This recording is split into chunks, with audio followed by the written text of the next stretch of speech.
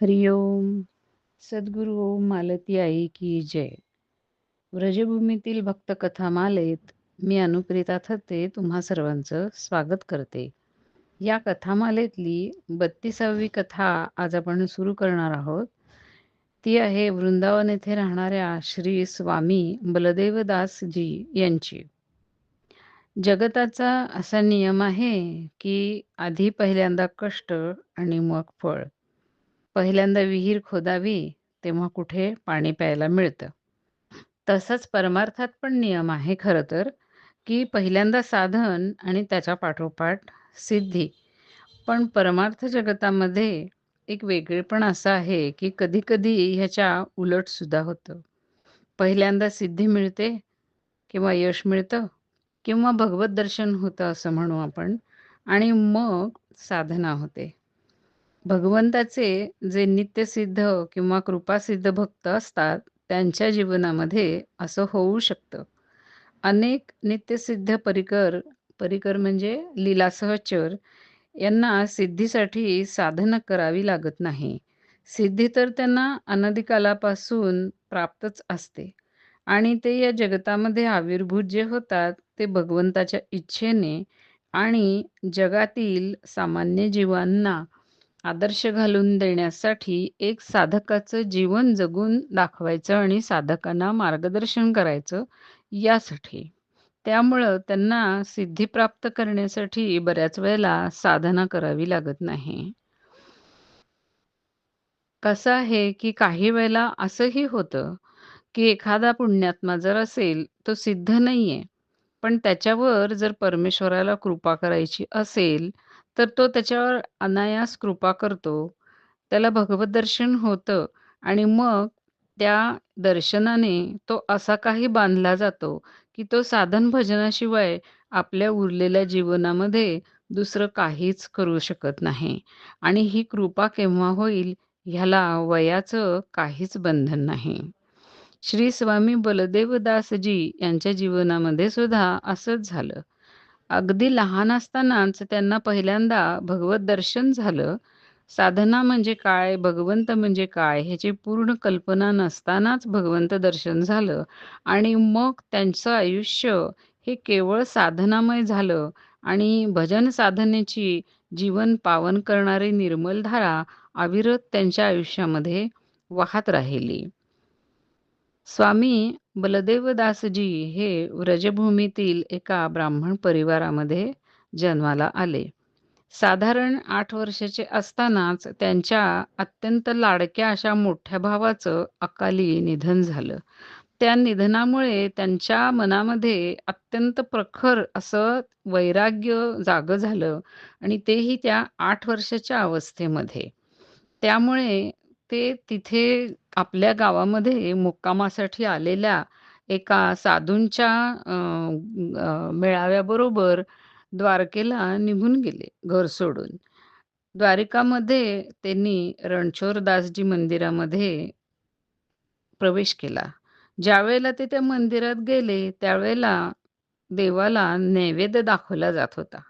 देवाला नैवेद्य दाखवून गाभाऱ्यावरती पडदा टाकला पुजाऱ्याने आणि तो इकडे-तिकडे काहीतरी कामासाठी गाभाऱ्यासमोरील जो मंडप असतो तिकडे गेला. त्याची पाठ फिरताच काय वाटलं ह्या बलदेवदासजी बाबांना म्हणजेच त्या छोट्या बालकाला काय माहिती.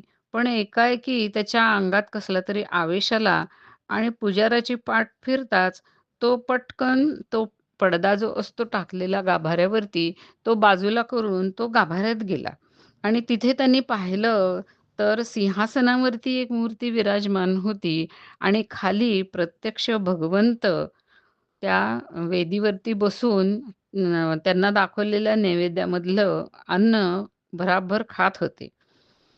ते रूप इतकं सुंदर होतं, की आणि ते साधारण बालस्वरूपामध्ये होतं, की ते तन्मय होऊन ते रूप पाहतच राहिले. आणि थोड्या वेळाने जेव्हा त्यांचं खाणं झालं, त्यावेळेला ते तिथलं रूप अंतर्धान झालं आणि मूर्ती होती तशी होतीच. ते रूप अंतर्धान झाल्याबरोबर बलदेवदासजी पडदा बाजूला सारून पुन्हा बाहेर आले आणि बाहेर येऊन उभे राहिले. आता त्यांना रागवण्याचा किंवा शिक्षा करण्याचा कुणी प्रश्नच नव्हता. कारण ना तर त्यांना कुणी जाताना आत पाहिलं, ना तर कुणी येताना आत पाहिलं. कारण त्यांनी आत यावं आणि आपण त्यांना दर्शन द्यावं, ही प्रत्यक्ष भगवंताची इच्छा होती. त्यामुळं मग कसं बरं कोणी त्यांना पाहू शकेल?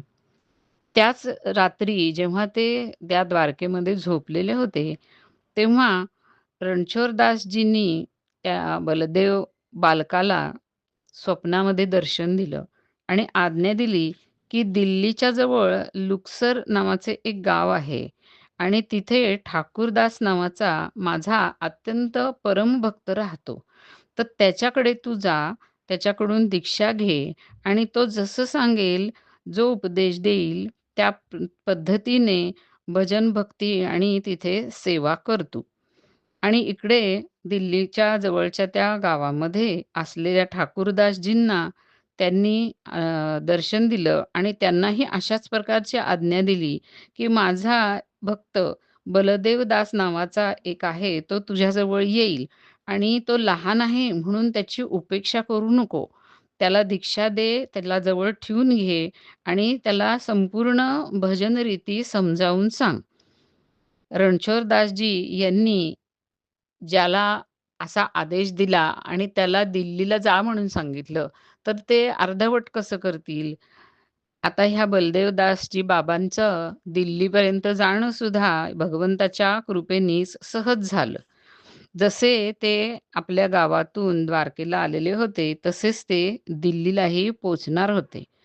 या द्वारकामध्ये बालक बलदेवदासजी यांची भेट झाली काही चरणदासी संप्रदायाच्या संतांची आणि ते दिल्लीला जाणार होते. बोलता बोलता जेव्हा त्यांना बलदेवदासजींनी विचारलं आणि मला पण दिल्लीला जायचं आहे असं सांगितलं, तेव्हा त्यांनी अत्यंत प्रेमाने आपल्यामध्ये त्या बालकाला सामावून घेतलं. त्यांच्याबरोबर ते अनायास दिल्लीला पोहोचले. एवढंच नव्हे तर ठाकूरदासजी ह्यांच्यापर्यंत सुद्धा त्या लोकांनी या बालकाला पोहोचवून दिलं. ठाकूरदासजी त्याची वाटच पाहत होते.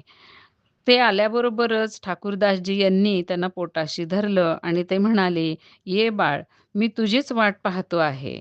आणि मग मंत्रदीक्षा देऊन भजन रीतीचा त्यांनी उपदेश केला. अशा प्रकारे अनायास ते दिल्लीला पोहोचले.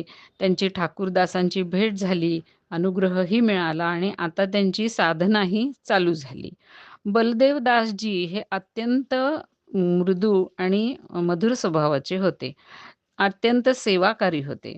बलदेवदासजी ह्यांच्याजवळ राहून त्यांनी ठाकूर युगलबिहारजीची संपूर्ण सेवा शिकून घेतली आणि तनमनाने ते झोकून देऊन ती सर्व सेवा करू लागले. हळू अगदी थोड्याच काळामध्ये त्यांनी संपूर्ण विधी अगदी छानपणाने शिकून घेतली. आता पूर्णपणे त्यांच्यावरती पूजेचा भार ठाकूरदासजी टाकू शकत होते.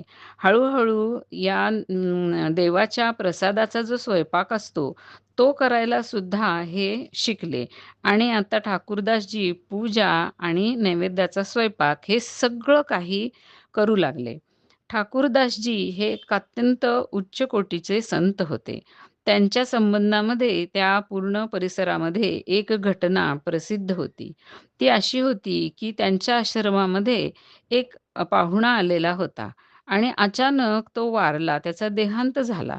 अर्थातच त्या काळच्या रीतीप्रमाणे पोलिसांनी आश्रमातील सर्व लोकांना चौकशीसाठी खूप त्रास द्यायला सुरुवात केली आणि पोलिसी खाक्याप्रमाणे पहिली संशयाची सुई ही त्या आश्रमातल्या लोकांवरतीच आली. ते पाहून सगळेजण या ठाकूरदासजींच्याकडे गेले आणि त्यांनी तक्रार सांगितली, की हे लोक आम्हाला त्रास देत आहेत. तेव्हा ठाकूरदासजी उठले आणि ते प्रेतापाशी आले. त्यांच्या पायामध्ये खडावा होत्या. त्या खडावानी त्या प्रेताला त्यांनी अशी एक ठोकर मारली आणि म्हणाले, "उठ, असा का पडून राहिलायस? इथं का ह्या साधूंना सगळ्यांना त्रास देतो आहेस? उठ, काय झालं तुला?" हे ऐकल्याबरोबर ते प्रेत खरोखरी उठून उभं राहिलं. तो माणूस जिवंत झाला आणि तेव्हापासून सर्व लोक त्यांना एक सिद्ध संताच्या स्वरूपामध्ये मानू लागले. ते मानसपूजा करत असत आणि लीलास्मरण करत असत. लीलास्मरणाच्या ह्या आवेशामध्ये ते 2-2 दिवस आसनावर ती एका ठिकाणी बसून राहत.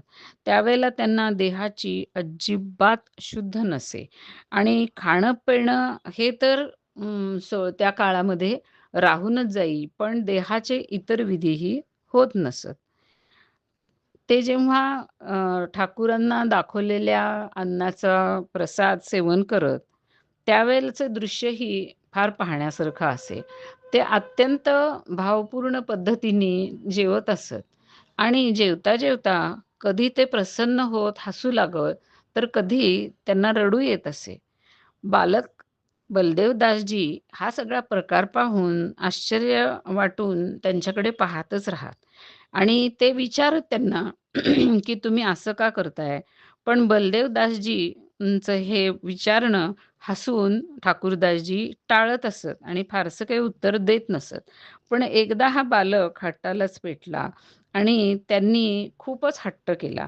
तेव्हा शेवटी ठाकूरदासजी म्हणाले, "अरे बाळा, काय सांगू तुला? मी जेव्हा जेवण करतो ना, तेव्हा गोपाळजी माझ्याजवळ बसून माझ्याच थाळीमधनं भोजन करत असतात. आता हे सांगून बाकीच्यांना पटेल का? सांग बरं तू.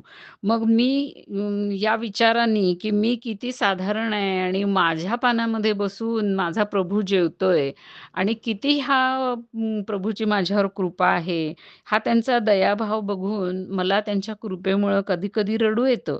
तर कधी-कधी मला खूप आनंद होतो, की माझ्यावरती देवाची किती कृपा आहे आणि मला तो किती आपलं मानतो आणि त्यावेळेला मला हसू येत असतं. अशा प्रकारे मी कधी हसत असतो, तर कधी रडत असतो. ठाकूरदासजी, बलदेवदासजी ह्यांना आपल्या अशा प्रकारचे अनुभव यानंतर मात्र अगदी खुलेपणाने सांगू लागले आणि बलदेवदासजींवरती त्या सर्व अनुभवांचा परिणाम होणं हे अतिशय स्वाभाविक होतं. एक तर ते मुळातच भक्त आणि भाविक होते आणि दुसरं म्हणजे त्यांचं वय अत्यंत लहान होतं आणि त्यांच्या गुरूंची थोरवी त्यांना पूर्णपणे पटलेली होती.